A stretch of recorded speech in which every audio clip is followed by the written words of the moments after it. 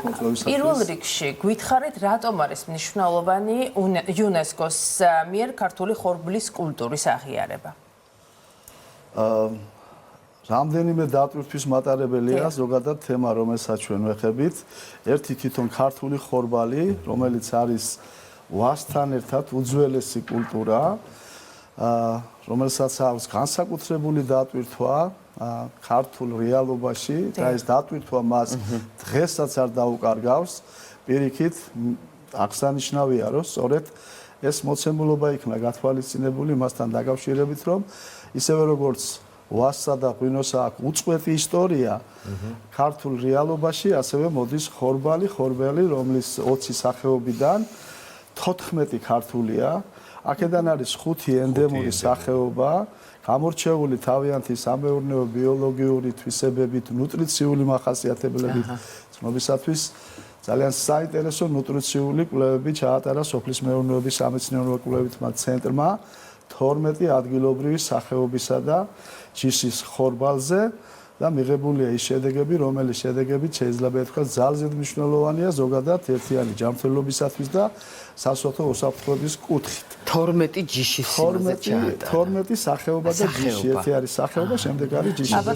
რამდენი და ქართული ჯიშები. კი ბატონო, დაასრულეთ. მახა, ზანდური, გვაწაზანდური, ჩერტაზანდური, კოლხური ასკლი, იფქლი, კორბოულის დოლისპური, ახალციხის წითელი დოლი და კიდე ბევრი და ბევრი. მაგრამ უფრო ზანდურს ვიცნობთ ხო ჩვენ? ზანდური არის ზოგადად ძალიან საინტერესო და გამორჩეული ჯიში, შეიძლება ასე ითქვას. სხვა ჯიშებსაც არ დაუკარგავს თავისი მნიშვნელობა. ეს ჯიში მონაწილეობას ღებულობს თითქმის ყველა იმ წამყვან სელექციურ ჯიშებში მსოფლიოში, რომელიც დღეს არის გავრცელებული, არის მიმართულება ერთი ადგილობრივი ჯიშები, რომელთა დაცვა, მე ხაზს უსვამ, დაცვა და კონსერვაცია და გავრცელება ფერმერულ მეურნეობებში არის უმნიშვნელოვანესი და სწორედ ამ საქმიანობით არის დაკავებული სოფლის მეურნეობის სამეცნიერო კვლევითი ცენტრი და მეორე არის კიდე სასუსათო უსაფრთხოებისათვის ინდუსტრიული ჯიშების წარმოება, რომელიც უფრო მაღალმოსავლიანია და ასე შემდეგ და ასე შემდეგ. რაც შეეხება გვაწაზანდურს, ეს არის ჯიში, რომელსაც აქვს ძალიან ბევრი დადებითი თვისებები, ეს არის მავნებლებისადმი, ავადმყოფობებისადმი გამძლეობა, მდგრადობა, კლიმატური პირობებისადმი და რაც თავარია არ შეიცავს გლუტენს.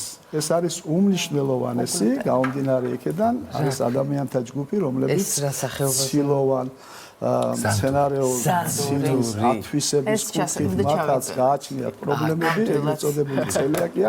გამომდინარე აქედან გვაწაზანდური გახლავთ სწორედ ის სახეობა, რომელიც საერთოდ არ შეიცავს გლუტენს და კიდე ძალიან ბევრ სასარგებლო თვისებების მატარებელია. თქვენ დაცვაზე და კონსერვაციას გაუსვით ახლა. და სწორედ რომელიც ძალიან მნიშვნელოვანია. ნახეთ როგორი რაღაც არის საინტერესო. დღეს ძალიან ხშირად თქვენც უწყების წარმომადგენლების რომ ჩვენთან სტუმრად ყოფილან, დღეს ძალიან ერთ-ერთი მთავარი ყურადღება მიმართულია როგორ დავიცვათ ჯიშები მომავლისთვის, თუნდაც თესლის შენახვა, ხო? ჩვენ ვიცით რომ ძველი წელთა აღრიცხვის მე-5 საუკუნიდან და ასე შემდეგ მოდის ხორბალი რვასთან ერთად და ასე შემდეგ. მანამდე, როცა იუნესკოზე ვსაუბრობთ, იუნესკოს ამ კონკრეტულ შემთხვევაში მარტო ეს როგორ მოყვავს ხორბალი ხო არ აინტერესებს, მას ისტორიაც აინტერესებს. როგორ ხდებოდა საუკუნეების განმავლობაში მისი დაცვა? დღეს ამ პირობებში ცოტა რთულია, ხო? ანუ რამდენი რამე ჭირდება ინფრასტრუქტურა რომ დაიცვა და ძველად როგორ ვიცავდით ამას, როგორ მოვიდა ჩვენამდე? როგორ მოვიდა აქამდე? როდესაც დავიწყებ ცოტა შორიდან, ენეოლითის პერიოდიდან იწყება ზოგადად ქართული ხორბლის აკულტურება, ანუ მოშინაურება, დომესტიკაცია და ესეც საქართველოს უკავშირდება როგორც აღნიშნეს თვასთან ერთად. ხორბალი იზრდებოდა ველური ნათესარების სახით ტყეში, შემდეგ პირველი საცხოვრისით ქართველებთან არის დაკავშირებული უძველეს ტომებთან, რომლებიც გამოვიდნენ ტყიდან, თავიანთ საცხოვრისთან გადმოიტანეს სხვადასხვა კულტურები, მათ შორის გადმოიტანეს ხორბალი, გადმოიტანეს ვაზი და დაიწყეს ხალხური სელექციის პროცესი, რომელიც მოვიდა დღემდე და სწორედ ამ ხალხური სელექციის პროცესში ჩამოყალიბდა ეს უნიკალური სახეობები და ჯიშები, რომლებმაც ჩვენამდე მოაღწია, მაგრამ იყო პერიოდი, როდესაც ისევე როგორც სხვა კულტურებს, მათ შორის ვაზის ჯიშებს, მარცვლოვანი კულტურების სხვა ჯიშებს, ასევე ხეხილოვან კულტურებს საფრთხე შეექმნა. ეს იყო გამოწვეული იმ სოციალ-პოლიტიკური მდგომარეობით, რომელიც განვითარდა გასული საუკუნის ბოლოს და მიმდინარე საუკუნის დასაწყისში და გამომდინარე აქედან უპირველესი ამოცანა სოფლის მეურნეობის სამეცნიერო კვლევითი ცენტრისა და არა მარტო ასევე სხვა ინსტიტუციების იყო მოძიება ამ უძველესი სახეობებისა და ჯიშებისა, ჯერ მოძიება მისი პირველადი მეთესლეობა, რაც არის უმნიშვნელოვანესი, ანუ ჯიშური იდენტიფიცირება, შემდეგ განთავსება, როგორც ცოცხალ კოლექციებში, რომელიც ყოველწლიურად ითესება, ასევე თესლის გენეტიკურ ბანკში, მე წინა გადაცემაში კი, თქვენ გვახსოვს. სვალბარდში განვათავსებთ ჩვენი არა მარტო ხორბლის, ასევე სხვა კულტურების თესლის ნიმუშები ხანძლივი კონსერვაციისათვის და არ შეიძლება რო არ გამოვიყენო ეს ახალი სიახლე და არ გითხრათ ამის შესახებ, სწორედ ეროვნული გენეტიკური ბანკი არის საჭირო ქვეყანაში იმისათვის, რომ ხანძლებად მოხდეს ამ ჯიშების თესლის კონსერვაცია და გარემოს დაცვა და სოფლის მეურნეობის სამინისტროს და პირადად მინისტრის გადაწყვეტილებით მომავალი წლიდან ჯიღაურაში აშენდება ეროვნული გენეტიკური ბანკი, სადაც განთავსდება არა მარტო ხორბლის, ასევე სხვა მარცვლეული კულტურების, მათ შორის აგრესატყოვო კულტურების თესლი, როგორც საშუალო, ასე ხანძლივი კონსერვაციით. რაც შეეხება თვითონ დღევანდელ მდგომარეობას, როგორც მოგახსენეთ, ეს ჯიშები აღდგენილია და რამდენია ბატონ ლევან, ამას ეხება ახლა ჩემი შეკითხვა. რამდენი ჯიშია აღდგენილი და შესული ეროვნულ კატალოგში? ჩვენი რომ გითხრათ. ქართული ხორბლის 10 სახეობა და ჯიში არის ამჟამად შეტანილი ეროვნულ კატალოგში. ეს პროცესები გრძელდება, ასევე ეროვნულ კატალოგში შეტანილია ვაზის უკვე 100-ზე მეტი ჯიში. ეროვნული კატალოგიც ესეც სოფლის მეურნეობის სამეცნიერო კვლევითი ცენტრის შემოქმედების ნაყოფია. ეს არის კატალოგი, სადაც შეტანილია გასავრცელებლად დაშვებული სასოფლო-სამეურნეო კულტურები, მათ შორის ხორბალი და ასევე სხვა კულტურების სერტიფიცირების სისტემის დანერგვისათვის, რომელიც აუცილებელია ქვეყანაში და ეს პროცესი უკვე დაიწყო 2025 წლიდან. დამთავარი პირველადი მეთესლეობა, რომელსაც აწარმოებს სოფლის მეურნეობის სამეცნიერო კვლევითი ცენტრი, განკუთვნილია იმისათვის, რომ ეს თესლი, ჯანსაღი თესლი, იდენტიფიცირებული თესლი, მიკვლევადი თესლი მიაწოდოს სათესლე მეურნეობებს, რომლებიც აწარმოებენ მათ ასე ვთქვათ, მასიურად, შემდეგ ხდება ისევ ცენტრის მიერ სერტიფიცირება და სერტიფიცირებული თესლი გადაეცემა უკვე ფერმერებს. გარემოს დაცვითი ცენტრი გახლავთ საერთაშორისო, რომელიც ოპერირებს საქართველოში. მათი მეშვეობით ხორციელდება პროექტი სამცხე ჯავახეთში, რომლის მეშვეობითაც ფერმერულ მეურნეობებში ვრცელდება მასიურად სათესლე მასალა, უკვე რამდენიმე ასეულ ჰექტარზე არის დაწესილი ხორბლი ჯიშები სამცხე ჯავახეთში და არა მარტო სხვა რეგიონებში. სწორედ ჩვენ ვახორციელებთ კიდევ FAO-ს პროექტს, რომელიც კლიმატთან ადაპტირებული ჯიშების გავრცელებას ეხება ფერმერულ მეურნეობაში. 8 რეგიონში ფერმერებთან ვრცელდება ქართული ხორბლის ჯიშები.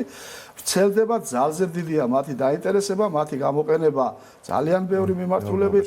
აქ არა მარტო ქართული ხორბალი იქნება შეტანილი იმ ნომინაციაში, სადაც წარდგენილი, არამედ ქართული ხორბლის კულტურა და მასთან დაკავშირებული ტრადიციები, რომლებიც ასევე იუნესკოზე, ხია? და რა როლი ხორბლიდან ქონდა იწყება ეს ყოველივე და შემდეგ გრძელდება ტრადიციები და შემდეგ გრძელდება ეს ყოველივე რას მასთან რა როლი ქონდა ესეც გითხარით სოფლის მეურნეობის კვლევის სამეცნიერო კვლევითი ცენტრს იუნესკოს აი ამ პროცესში წარდგენაში ქართული ხორბლის იუნესკოს ნუსხაში წარდგენაში. მე სურს ვისარგებლო შემთხვევით და მინდა მოუხადო მადლობა ყველა იმ პიროვნებას, ვინც ჩართული იყო ამ პროცესში. ამ პროცესში არ იყო მარტო ჩართული სოფლის მეურნეობის სამეცნიერო კვლევითი ცენტრი, აქ იყო ჩართული კულტურის სამინისტროს შესაბამისი სამსახურები, ჩართული იყო ეროვნული მუზეუმი, ბოტანიკის ინსტიტუტი, არის ქართული ხორბალი ასეთი გაერთიანება, საქართველოს სოფლის მეურნეობის მეცნიერებათა აკადემია და რამდენიმე წლის წინ თვით საქართველოს კათოლიკოს პატრიარქის წერილი წავიდა იუნესკოში ქართული ხორბლის როგორც არამატერიალური მემკვიდრეობის ნუსხაში შეტანასთან დაკავშირებით. ეს იყო მისი გაგრძელება, ეს პროცესები და ყოველივე დაგვირგვინდა იმით, უпростоრად დაგვირგვინდა იმით, რითაც დაგვირგვინდება, დიდი იმედი გვაქვს ეს მოხდება დეკემბრის თვეში. სამეცნიერო კვლევითი ცენტრი თავისი სამსახურის წარმომადგენლებთან ერთად ყველა პროცესში იყო ჩართული, რომელიც უკავშირდებოდა პირველ რიგში ჯიშების მოძიებას, კონსერვაციას, ფერმერულ მეურნეობებში გავრცელებას, ამასთანავე ამ ნომინაციაში წარსადგენ დოკუმენტებთან ერთად წარდგენილი იქნა დოკუმენტური ფილმი, რომელიც საქართველოს სხვადასხვა რეგიონებში იყო გადაღებული. ამ ფილმში იყო დეტალურად აღწერილი ყველა ის წესები, რომელიც დაკავშირებულია ხორბლის თესვასთან, მოყვანასთან, ეს უძველესი წესები მაქვს. მხედველობაში ასევე პურისა და სხვა სასურსათო პროდუქტის და ასე შემდეგ და ასე შემდეგ. ნინო მაქსენა დადებითი რეკომენდაცია გაიცაო პირველი. და დიდია არ დამავიწყდეს ქალბატონი ნინო წილოსანის როლი, რომელიც იმ პერიოდში ხელმძღვანელობდა აგრარულ კომიტეტს. კი ბატონო. რეკომენდაციასთან დაკავშირებით რას გულისხმობს? ანუ რა არის ეს დოკუმენტი პირველადი ეს არის პირველადი შეფასება, რამდენად აკმაყოფილებს იმ თავარ მოცემულობას ის ბარათი, რომელიც ბარათით საქართველოს მხრიდან იყო წარდგენილი, რომ იუნესკომ მიიღოს გავიდეს საბჭოს, ეს არის სამთავრობათა შორისო საბჭო, მე-20 სესია, გავიდეს საბჭოზე და დადებითი რეკომენდაციის საფუძველზე შემდეგ მიანიჭოს როგორც ნომინანტის, ასე ვთქვათ. და რა მოლოდინი გაქვთ აი ამ 8-13-ში? უფლისი მედით გვაქვს მოლოდინი, საქართველოს დელეგაცია იქნება იქ წარმოდგენილი, წარმომადგენლობითი. ალბათ საჭირო იქნება დისკუსიებში მონაწილეობა და ასე შემდეგ, ამისათვისაც მზად ვართ. დიდი იმედით დეკემბრის თვეში იქნება მისი აღიარება. აკმაყოფილებს ყოველივე მოთხოვნილებას, რომელი მოთხოვნილებითაც უნდა წავდგეთ ჩვენ აი ამ მაყურებელს შევახსენოთ ნინო, მოდი სანამ კონკრეტულ კითხვას დავუსმევ. შევახსენოთ მაყურებელს ის რომ თუ კი ქართული ხორბალი მიიღებს მაგალითად არამატერიალური კულტურული ძეგლის სტატუსი იუნესკოსგან, მაშინ ეს მეხუთე პროდუქტი იქნება, რომელსაც იუნესკო დაიცავს. პირველი ეს იყო მრავალხმოვანება ქართული, მეორე იყო ქვევრში ღვინის დაყენების კულტურა, ქართული ჭიდაობა და ქართული ანბანის სამი ეტაპი.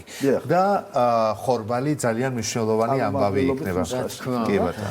და ექნება მას ღირებული და პრაქტიკული დატვირთვა, ცნობადობის გაზრდა საქართველოში და მის ფარგლებს გარეთ, მისი მასიურად გამოყენება, ფართობების გაზრდა და ქართული პროდუქციის დამკვიდრება სტაბილურად ბაზარზე, რომელიც გადაუჭარბებლად თაობიდან თაობებს უნდა. სხვათა შორის იუნესკოს მეხსიერებაში და ინფორმაციის შეტანა მთელ მსოფლიოში ნიშნავს ხელმისაწვდომობას ამ თემის მიმართაც. არსებობს გენეტიკური რესურსების გაცვლის, ასე ვთქვათ, მიმართულებები, ჩვენი გენეტიკური რესურსები ძალიან ბევრი დავაბრუნეთ უცხოეთის გენეტიკური ბანკებიდან, ასევე ხდება ჩვენი ნიმუშების იქ ასე ვთქვათ განთავსება და ასე შემდეგ, რამთავარია ეს იქნება ცოცხალი პროცესი, რომელიც დაკავშირებული იქნება იმ რეალობასაც, რასაც იმსახურებს ქართული ხორბალი, მისი სახეობები და ის უძველესი ჯიშები, რომლებიც მოვიდა და მყარად დგას დღეს ჩვენს ასე ვთქვათ სამსახურში. და ბატონო ლევან, გითხარით რა შედეგებს მოუტანს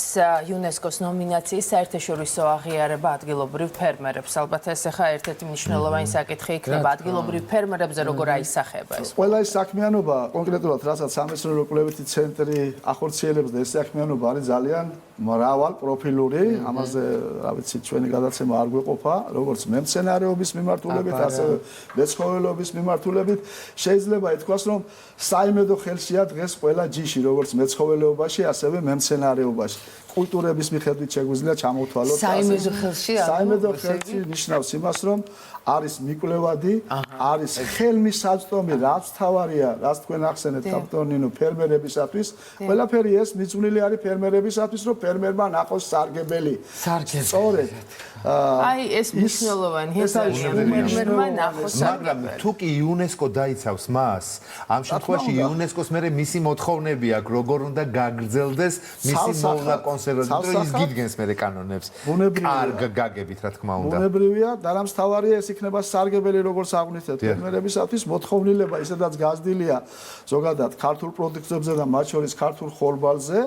ამასთან დაკავშირებით და მას იცავს ასე ვთქვათ საერთაშორისო ხელშეკრულებები. ჩვენ გახლავართ FAO-ს საერთაშორისო ხელშეკრულების წევრი 2019 წლიდან, სწორედ ეხლა მივემგზავრებით პერუში, სადაც შედგება აი ამ საერთაშორისო ხელშეკრულების მმართველი საბჭოს სესია და ყველა ამ შეხვედრებზე ხაზგასმულია, რომ ქვეყნებმა უნდა დაიცვან და განამტკიცონ თავიანთი ეროვნული გენეტიკური ბანკი, ანუ როგორც მცენარეთა, ასევე ცხოველთა ჩვენ შემთხვევაში, როგორც მეცხოველეობაში, ასევე მემცენარეობაში, ვაზზე შეგვიძლია ვისაუბროთ, ხეხილზე შეგვიძლია ვისაუბროთ, ბოსტნეული კულტურები, ბაღჩეული კულტურები, ასევე რა ვიცი, მეცხოველეობის თითქმის შინაური ცხოველების ყველა ჯიში და პოპულაცია და ფუტკალიც არ დაგვავისდეს თქვენ ხართ ვიცი მეგრული პოპულაცია და გურული და მინდა ბოლო შეკითხვა დაგისვათ, რა არის სამომავლო ნაბიჯები თქვენი ცენტრის ხორბლის მიმართულებით, საერთაშორისო თანამშრომლობის მიმართულებით, რა ნაბიჯების გადადგმას გეგმავთ და რა გეგმები გაქვთ დასახული? პირველი სამომავლო ნაბიჯია გახლავთ ის, რომ უნდა აშენდეს და შენდება უკვე გენეტიკური ეროვნული ერთიანი გენეტიკური ბანკი, პროექტი უკვე გამოცხადებული გვაქვს ტენდერი პროექტზე და მომავალ წლიდან დაიწყება ასე ვთქვათ მუშაობა ისევ და ისევ განსაკუთრებული ყურადღების მიქცევა გენეტიკური რესურსების დაცვის მიმართულებით და არა მარტო დაცვის, პირველადი მეთესლეობა რომელიც არის აუცილებელი და ამისათვის უნდა შეიქმნას რგოლები დამატებით სათესლე მეურნეობების სახით სხვათა შორის იმ პროექტის ფარგლებში რომელიც მე ვახსენებ პირველად შეიქმნა სათესლე მეურნეობა მესხეთის რეგიონში სადაც იწარმოება სწორედ ქართული ხორბლის სახეობები და ენდემური სახეობები და ჯიშები მომავალ წელს ასევე ჩვენ გახლავთ ევროპის მცენარეთა გენეტიკური რესურსების კოოპერატიული პროგრამის ასე ვთქვათ უცვლელი წევრები და მათი გამსვლელი საბჭოს ხდომა ჩატარდება თბილისში, ჯიღაურაში. ესეც 2026 წლის 2-4 ივნის ესეც ზარზედ მნიშვნელოვანია. ევროპის თითქმის ყველა ქვეყნის მეცნიერ წარმომადგენლები იქნებიან აქ წარმოდგენილი. ასევე არის ჩვენი სამომავლო გეგმების, რომ რაც შეიძლება მაქსიმალურად იყოს ჩართული ახალგაზრდობა ამ პროცესში და გვახარებს, რომ ძალიან საინტერესო გუნდი გვაქვს ახალგაზრდობისა, ახალი ტექნოლოგიების დანერგვა, ახალი ტექნოლოგიების შემუშავება. რა თქმა უნდა, სურსათის უვნებლობასთან დაკავშირებული საკითხები და მათ შორის რისკის შეფასება, რომლის განხორციელებელი ჩვენა ვართ ქვეყანაში და რა ვიცი, სამუშაო ძალიან ბევრი გვაქვს. წარმატებები უნდა გისურვოთ აუცილებლად. დიდი მადლობა რომ იყავით ჩვენთან ერთად, ლევან უჯურიძეს. კი ბატონო, ძალიან დიდი მადლობა, წარმატებები, მაყურებელს უნდა დავემშვიდობოთ, მაგრამ აქვე გეტყვით, რომ ძალიან მნიშვნელოვან საერთაშორისო თემაზე ვისაუბრეთ და